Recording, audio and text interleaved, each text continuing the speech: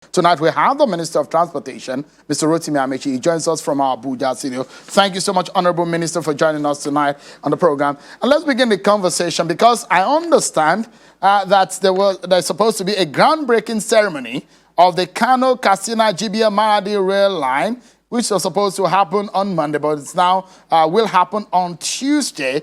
Give us a sense of this project. Many Nigerians will hear about this project and say, oh, yet another one. Where are we getting this money from, and why this project?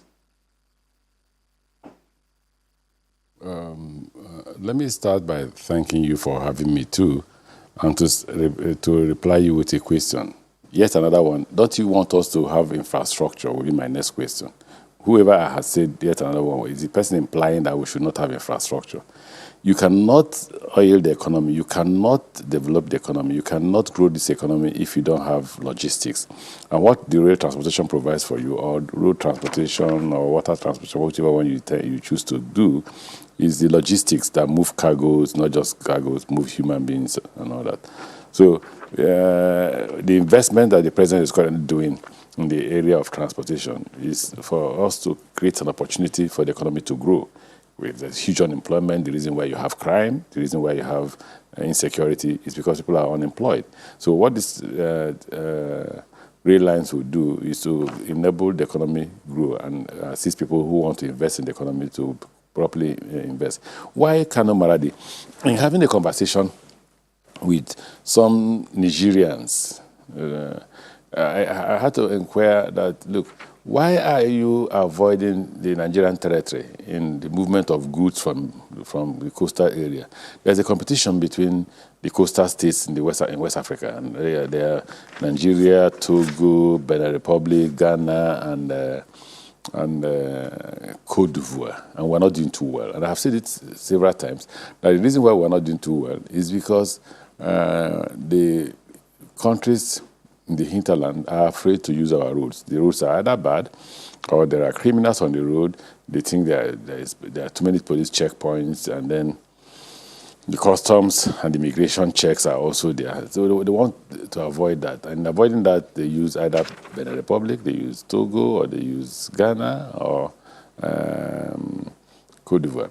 To be competitive, for seaports to be competitive, you need to take a mode of transportation close to them that provides them ease of transportation. In that case, for us, is the rail line. When I assumed office as the Minister for Transport, I discovered that President Goodluck Jonathan's administration had done the feasibility studies, but they had not moved forward with this project. So we picked it up and decided to move forward with it, sought approval from the president and cabinet, and it was approved. Now we're heading to the groundbreaking, which will happen on Tuesday, and construction will commence. Hopefully, we'll tend to make sure that it's completed within the period we're in government. If it's not completed within the period we're in government, then whoever takes over from us will complete it. So, give us a sense of, because when someone heard about Maradi, that's in Niger, I've heard that the government under President Buhari has had interest in a few things that has to do with the Nigerian Republic. Is there a specific interest in that country? The interest is national. The interest is about Nigeria. The Maradi terminal is just 20 kilometers away from Nigeria. Just 20 kilometers. So there's no huge investment that like some Nigerians are thinking. What we've done is that at Maradi, you put a terminal, you put a workshop, you put a warehouse, and then the terminal will probably contain facilities that will have custom officials in there, and police, immigration, and everybody. So once they clear goods from that point, it's straight to the Lagos seaport. Just straight to Lagos seaport. In the same manner, once the goods are cleared from Lagos, it's just straight to Maradi for people to pick up their goods. Having a conversation with the Nigerian government, they are willing to go into an agreement with us to enable us move their national cargoes. Don't forget they have uranium in Niger Republic, they have gold in Niger Republic and all that. So what you're doing is providing an economic opportunity for Nigerians who would like to invest in either Niger or in Nigeria and create job opportunities for Nigerians. In terms of Naira and Kobo, how much will this project cost Nigeria? And I understand that larger portion of that is going to be borrowed. Where are we sourcing the money from? The project is going to cost us $1.9 billion, and we'll source it from mostly Europe. Do we have the money now? I think we're about concluding. Okay, so what is the repayment plan of the federal government? How long will it take to repay the money? The problem I have is that most Nigerians are not able to distinguish between Ministry of Transport and Ministry of Finance. That is the responsibility of Ministry of Finance. When we pay, what are the terms of the agreement for the loan and all that will be the responsibility of Ministry of Finance. So that question can be directed to the Minister for Finance. For us in transportation, our job is to work with Ministry of Finance to procure the loan and commence construction. And we think we will commence construction on Tuesday. Oh, that's great. So you've explained the reason behind extending the rail track up until Maradi. But give us, if a lot of Nigerians would like to know, the volume of trade between Niger and Nigeria, or some of those landlocked countries that are neighbors. Well, I think, again, those are questions you don't ask transportation. You ask probably Minister of Industries. First is that there's a huge volume of trade between those landlocked countries with the coastal states, but we're not benefiting from it because we don't have necessary transportation infrastructure. What the federal government has done is to provide that infrastructure to enable us to be competitive.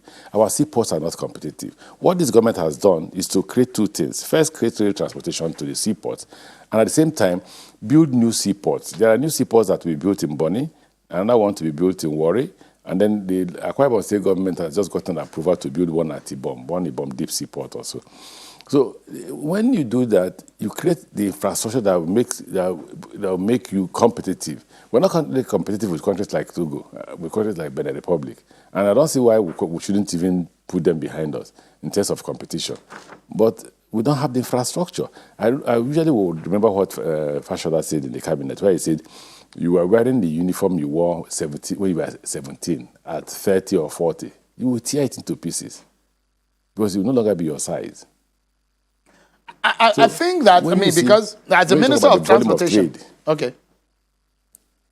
Please go ahead. No, when you talk about the volume of trade, you have a lot of research to do in that regard. But in doing that research, we've come to the conclusion that you have enough. Just imagine the quantity of uranium that Niger Republic exports. Imagine the quantity of gold that they export. Imagine the fact that we are going to compete with other countries and we don't have the infrastructure to compete. So, the reason why I'm asking the question is because one needs to do an analysis of what is there for Nigeria to gain in terms of trade and investment. Considering the investment that we're making, and considering the fact that we are borrowing some of these monies. And that's why I wanted to know what is prompting Nigeria to do that. But let's, and we understand now that the groundbreaking will happen on Tuesday, but give us a sense of what is happening with the Lagos-Ibadan rail line. Last year, when you were a guest on the program, you told us that it will be fully commissioned. But what is happening? What is the delay? What delay? The full passenger service, when is it commencing? The full passenger it has commenced. Shegun, I live in Abuja, and I'm aware that it has commenced. You that live in Lagos, you don't know that it has commenced? No, I'm not aware that the full... I'm talking because the last time you said you're still you're trying it out. That's what you told us the last time. But I'm talking about the reason why it has not been commercial passenger transit. When will it commence? Shehun, what you should be asking is not when will commercial activities commence. What you should be asking is when are we going to increase the number of commercial transportation activities on the track. Currently, we have about 2 or 3 per day, and we intend to increase it to about 16, 18 slots per day. That will happen as we manage COVID properly. The current situation in Lagos or in Nigeria is a bit bad. That's why the president, the president was to commission it in January, but we've been able to,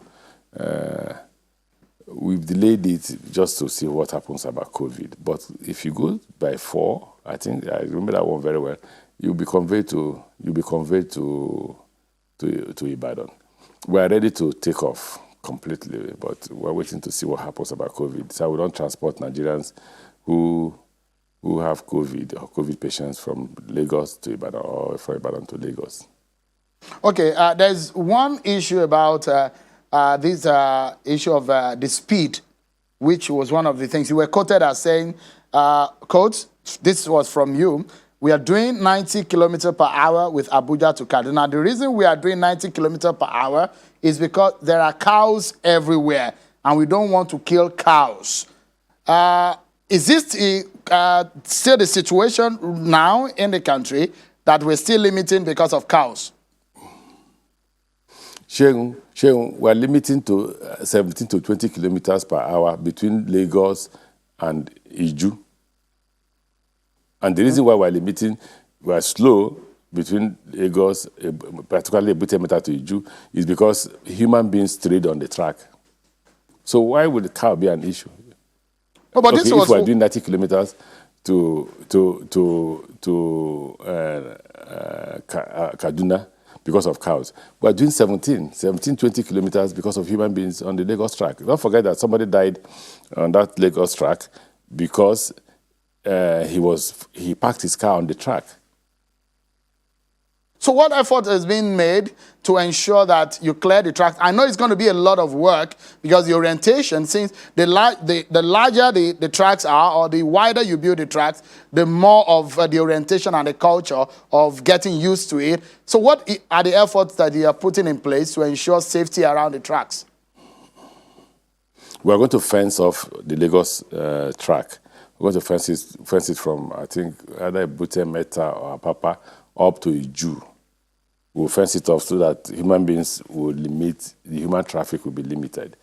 And just like we're fencing off the Kaduna track to limit animal. The problem is both animal and human traffic, which we have to manage to ensure that the locomotives don't kill human beings or kill animals that are domesticated. Let me come back to the issue of cows, because I saw a lot of conversations around. We've not heard what the Minister of Transport, as a leader in the South, has said about this issue. What is your stand? I know it came up at cabinet meeting, but what was your position?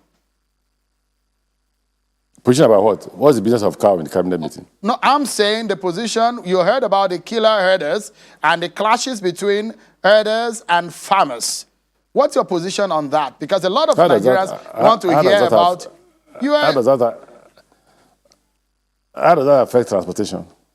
No, but you are a political leader, Chief Amaechi. I'm not a chief. Okay, Mr. Rotimi Amaechi, what's your position? Let me ask exactly. you now. Well, what's your position you have on to the ask, issue of the herders You have to and ask 200 clash? million Nigerians their position before you get to me. But you're a leader. That's what I'm asking you. I lead my wife, so I will ask her, when we get home, I will tell her what my position.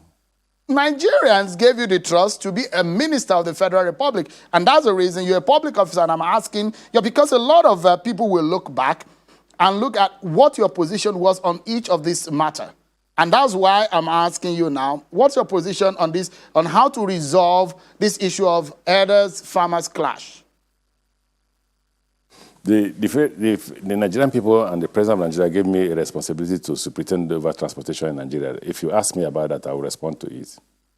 You've given me that same. It seems you've coined some kind of answer each time we're having a conversation. That's one of the answers that you have coined recently on answering some of these questions. But I'll still come back to it in some way. But we'll come back after the break, Honorable Minister, to talk about maritime security, transportation. But I won't go off the issue of cows because I want to get your final word on that when we return from this break. Don't go anywhere, everyone. We look at the stance of the Minister of Transport on maritime security and the way forward for Nigeria. Don't go anywhere, everyone. We'll be right back. Thank you so much, everyone, for staying with us. A special guest on the program is the Minister of Transportation, Mr. Rotimi Amaechi. I gave him a chieftaincy title, and he turned it down right here on the program. He joins us from our Abuja studio, Mr. Rotimi Amaechi. Thank you so much, Your Excellency, Honorable Minister. Let me get back, because I've heard and read how former governor of Jigawa State, Sule Lamido, called you out to say you are one of those leaders in the southern region of the country that have remained silent over this very, very critical matter that has to do with the security of Nigeria. And in your own state, Rivers State, where you are from, and in several other states, there are incidents of these killer herders who are clashing consistently with farmers and the farming community. So I wanted to know what would be your own solution in resolving this crisis.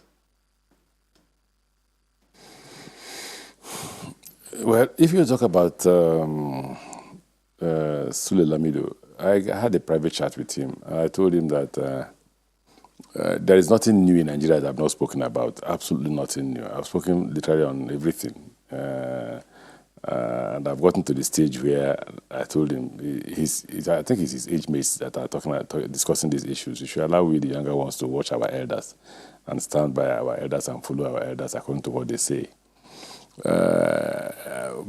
When I was a governor, I had a general location in making conversations. But as a minister, I'm reduced to focusing on transportation and delivering on transportation. If Sule calls me out on transportation, I'll be very glad to take him on that. Okay, because don't think I'm too persistent, but because from what we are hearing, should you become president tomorrow, what would your position be on this matter? Until I become president now. Because we understand that the lot might fall on you at some point. I'm still the Minister for Transportation, and only God can tell who will be the President of Nigeria in 2023. It seems it's difficult to get that out of you. But let's move on, since you refuse to speak on that matter.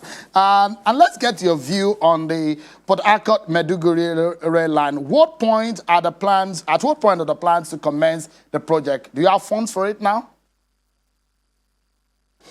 Again, we're almost concluding negotiation. I think I will approach the president next week to give us a date we can do the groundbreaking ceremony. I suspect that the president may approve a date for us around March. So if president gives us a date, we'll do the groundbreaking and commence construction. Same question I would like to know about the Itakpe-Warri rail line. It has been commissioned by the president recently. As it commenced commercial operations, what is the passenger traffic like on that line? Shehu, you're a journalist. Please, when you want to engage in this kind of interview, do your own research. It's working. We're conveying passengers from point A, Itabe, to Alaja in Warri. And I've not received any complaint yet. I don't know how. I think we started the passenger distance was very low at the beginning. It was about 100 passengers when the capacity was over 300 to 500 passengers. But now it has picked up, and I'm very happy that passengers now use it to come to Abuja or to northern part of Nigeria. But it's functioning. All right, so that's a question that I was going to ask. Before I ask you the question, Honorable Minister, I have my facts about it. And so I know that there is a low traffic on that line. And looking at how much was invested in it. No, but that's what I'm asking. What is the traffic like now? You should have the figure, because we're talking about e-ticketing, and about 900 million, we understand, is going to be invested in that. Not Itabe. 900 million was invested in Kaduna, Abuja. And by the way, when you hear 900 million, the way people react when you hear some of this money, first that is the investment by the private investor who is involved in Kaduna, Abuja. It is not the federal government that is investing 900 million. It's not a contract. That's what the person is putting, and hopefully that he will recover it by the number of years the contract will last. Let's touch on the issue of maritime security. And some of the stories that we are hearing about the sea piracy attacks around the Bonny local government corridor is worrying, And some of those issues are giving a lot of people within that corridor a lot of worry. What is the government doing in ensuring that lives and properties and business are safe in that corridor? Well, you know that there's the contract of $195 million that was awarded in about 4 or 5 years now. And it's been stalled several times because of rent interest. There are so many Nigerians who do business in the water that are peddling all sorts of functions that they perform and frustrating government from asserting its authority. But I think now, with the president and the vice president chair the committee, I'm sure that latest March, April, we should have taken total control of our Nigerian water with the Navy. We've deployed some of the equipment. About 2-3 vessels have been deployed yesterday and today to begin to assist the Navy. By March, April, we should have all the equipment in the water. We have helicopters, we have fixed-wing planes, we have vessels, we have drones, and also they're all there, so that people who use our water will feel secured. So that's one of the issues I would like to come back to. But let me get to the issue of what is being done in terms of our port, especially the Apapa port. And the volume of goods that could be transported. I understand that there's a linkage now of the rail, Lagos rail to the Apapa port.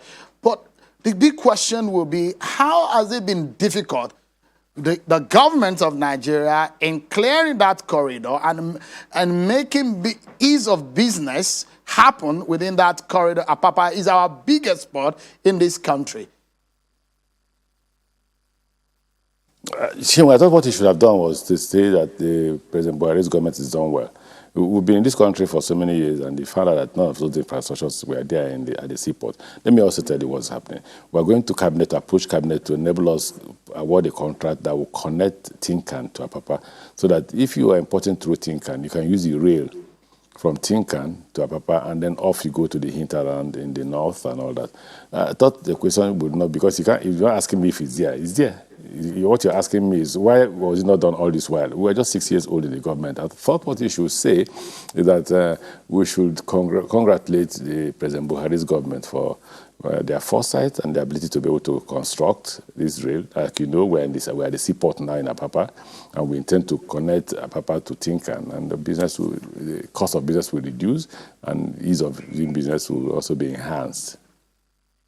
So, give us a sense of, because I know on the issue of the Osa Okumbo's Ocean Marine Services, what's the present position of government on that matter, the secure anchorage issues with Osa Okumbo's Ocean Marine Services? I don't know what you mean. First, there was no contract between us and the Ocean Marine. There was no contract at all.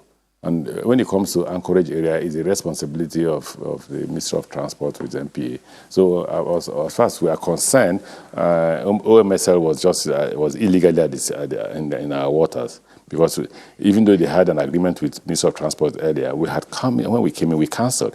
Why did we cancel? They were collecting money from every vessel that comes into Lagos, and that was increasing the cost of doing business in Nigeria. If you need to reduce the cost of items that come into Nigeria, then you must also reduce the cost of doing business in Nigeria. And that's why we sought the federal government approval to cancel whatever agreement that they had before. So on a final note, Honorable Minister, is the profitability of all of these rails, what are your projections of monies accruable to the federal government pocket? And again, thinking about the monies the nation has borrowed to implement this project, the repayment plan. Shehu, you need an economist to sit here. And when you talk about projection, you talk about budgeting. Shehu, you need that economist to tell you how much you project to make in how many years. Don't forget that this is real. You cannot make all the money you need to pay back that loan from rail services. I think that the Ministry of Finance must intervene in the repayment of the loan. And that's the people who should address that question to. We, in the Ministry of Transportation, what we do, working alliance with Minister of Finance is to seek the loan. They seek the loan, we implement the contract.